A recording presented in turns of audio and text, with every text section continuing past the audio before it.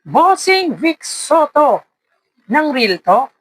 Yan ang ilan sa pag-uusapan natin ngayong araw po ng linggo, January 4, unang araw ng linggo at ika-apat na araw ng taong 2026. Kamusta po kayo mga kaparokya? Ako nga po pala si Mervin, the man behind Kaparokya TV. At makikiusap na rin po ako sa inyo mga kaparokya na pakisubscribe po ang aking YouTube channel. Paki-like and share nyo na rin at sa gayon ay mas dumami pa po ang makapanood ng mga ina-upload po nating video araw-araw. Maraming salamat po at sobrang na-appreciate ko po kayo mga kaparokya. So, umpisa natin ang ating topic mga kaparokya sa legit Dabarkads. We consider na legit Dabarkads po itong si Maha Salvador dahil naging bahagi nga po ito ng pananghaliang programa bago po lumipat ang Eat Bulaga sa TV5. Kung sinusubaybayan niyo po ang Eat Bulaga, for sure, kilala niyo po si Maha Salvador dahil medyo matagal-tagal din po siya naging parte ng longest running noontime show. Nung time na nasa GMA pa po ang nasabing pananghaliang programa. So yun nga po mga kaparokya, for the first time ay ipinakita na nga po ni Maha Salvador ang kanyang anak na si Maria. Ito po ay anak ni Maha Salvador kay Rambo Nunez na alam naman po natin ay hindi po ipinapakita ni Maha Salvador ang kanyang anak para magkaroon po ito ng privacy. Ang isa sa mga naging dahilan nito noon mga kaparokya ay iniiwas nga po nito ang kanyang anak sa mapanlait, mapanghusga na lipunan. Alam naman po natin mga kaparokya sa social media ay kung ano-anong comment po ang matatanggap o nababasa po natin. Yun po ang isa sa dahilan kung bakit binigyan po ng privacy ni Maha Salvador ang kanyang anak. At ngayon po ay for the first time ay pinakita nga po ni Maha Salvador ang kanyang anak na si Maria. So meaning mga kaparokya ay handa niya na pong ipakita sa madla sa mga Dabarkads nito ang kanyang unika iha na si Maria. So congrats kay Maha Salvador dahil at least may lakas loob na po itong ipakita sa buong mundo ang maganda nitong anak na si Maria. Samantala mga kaparokya nagkita sa resto si Bossing Joey De Leon at ang pamilya nga po ni Mayor Vico Soto together with his family. Kasama nga po dyan si Miss Connie Reyes, ang kapatid nito na si L.A. Momar at of course sa side naman po ni Boss Joey ay yung mga anak nito including si Kimpi De Leon. So parang mini reunion na rin po ito mga kaparokya ni Sir Joey De Leon at Miss Connie Reyes. Alam naman po natin na ninong ni Mayor Vico Soto si Boss Joey De Leon sa Binyag at naging parte nga po mga kaparokya ng Eat Bulaga si Connie Reyes. Kaya may mini reunion si Boss Joey De Leon at Miss Connie Reyes.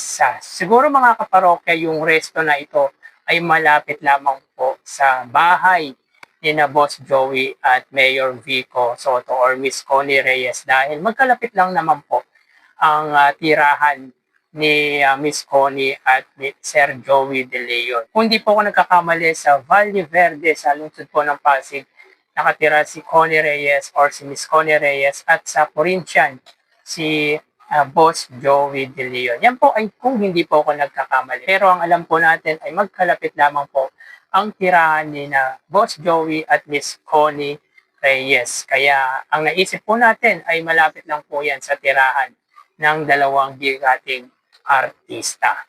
So it's nice to see na magkitang muli sina Boss Joey De Leon at ang anak nito na si Kimpi De Leon na alam naman po natin na nagkaroon niya po ng medyo tampuhan. But now, mga kaparokya, ay kitang-kita na masaya na nga po ulit ang mag-ama na magkasama. It's nice to see them, mga kaparokya, dahil muling nagkita ang magninong at magkumaring sina Miss Connie Reyes at Boss Joey De Leon. Samantala mga kaparokya, anong masasabi nyo?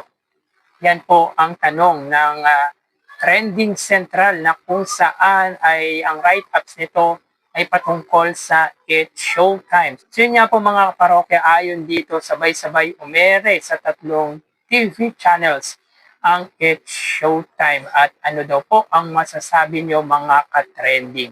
So alam naman po natin kahapon January 2 ay napanood na nga po ang ilang programa na produce nga po ng ABS-CBN sa All TV. Ito po yung mga ilang programa na napanood noon sa TV5 tulad nga po ng Batang Quiapo at ilan pa pong mga pang primetime program ng ABS-CBN na napapanood niya noon sa TV5 na ngayon naman po ay nasa All TV at tila first time na malaman ng trending central na napapanood po ang It's Showtime sa 3 TV channels. At ito nga po ay ang All TV, A to Z at GMA Network. Well, mga kaparokya, ang masasabi ko dito ay wala naman pong bago sapagkat matagal na po na napapanood ang It's Showtime sa 3 TV stations na ito.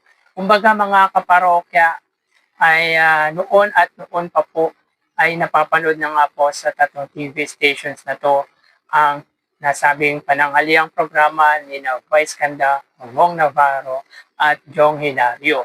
So hindi na po bago ito para sa akin. Baka kay Trending Central ay bago po ito. Pero para sa akin ay hindi na po bago dahil nakikita or napapanood na rin po natin yung It's Showtime sa All TV. Hindi pa man po nababago or hindi pa man po lumilipat ang mga programa ng ABS-CBN na nanggaling nga po sa TV5. So wala naman po akong masasabi siguro mga kaparokya, mayaman ang ABS-CBN dahil meron pong 3 channels ang It's Showtime. Samantala mga kaparokya, grabe may pa-real talk. Si Bossing Vic Soto. Ito po mga kaparokya ang sinabi ni Bossing Vic Soto. Minsan lamang po magsalita yan si Bossing Vic Soto at hindi po natin alam kung sinabi niya po ba talaga ito. Pero kung ito po ay sinabi niya, maganda ang kanyang statement dito. Talagang may aral at madiin ang mga litanya if ever man na talagang sinabi niya po ito. Sabi niya dito mga kaparokya, kahit gaano pa kadami ang pera mo dito sa mundo, kung minamalit mo ang kapwa mo, wala ka pa rin kwentang tao.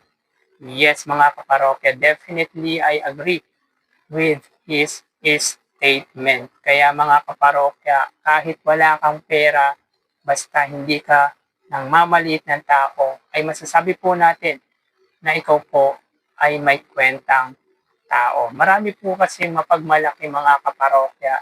Ang mahirap niyan mga kaparokya, wala ka nang pera, mapagmalaki ka pa at minamalit mo pa ang ibang tao.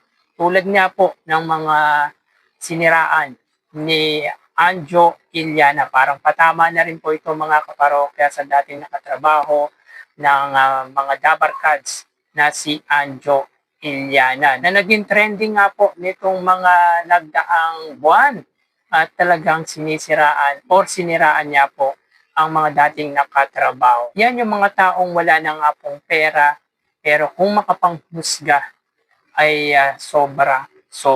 Di lamang po ang mga dating nakatrabaho nito ang kanyang siniraan, kundi pati na rin ang Pangulo ng ating bansa na si Pangulong Bongbong Marcos. Kaya mga kaparokya, may pera ka man or wala ka mang pera, ay maging humble po tayo. Lagi po tayong tumapak sa kung saan man po tayo nagmula. Kumbaga mga kaparokya ay panatilihin nating nakatapak ang ating mga paa kung saan man po tayo nagmula. Kung magkaroon man po tayo ng pera ay manatili po tayong mapagpakumbaba dahil ang mga mapagkumbaba ay mas itinataas pa po ng ating poong may kapal. At ang mapagmataas ay siya naman po ibinababa ng poong may kapal. Kaya kung may pera ka at kung kaya mo naman pong mag-share mga kaparokya, lalo na sa mga mahihirap po nating kababayan, ay i-share po natin ang bagay na meron po tayo. At kung wala naman po tayo pera or maipagyayabang or maipagmamalaki, ay manatili tayong nakataas noo ng walang tinatapakang tao. Nakataas noo na nananalangin sa poong may kapal. So grabe ang real talk na ito ni Bossing Vic Soto. May tuturing mo talaga na man of a few words si Bossing Vic Soto. Dito rin po talaga nagmana si Mayor Vico Soto. Bihira lang magsalita pero kung magsalita ay malalim. Yan ang nakuha ni Mayor Vico Soto sa kanyang ama.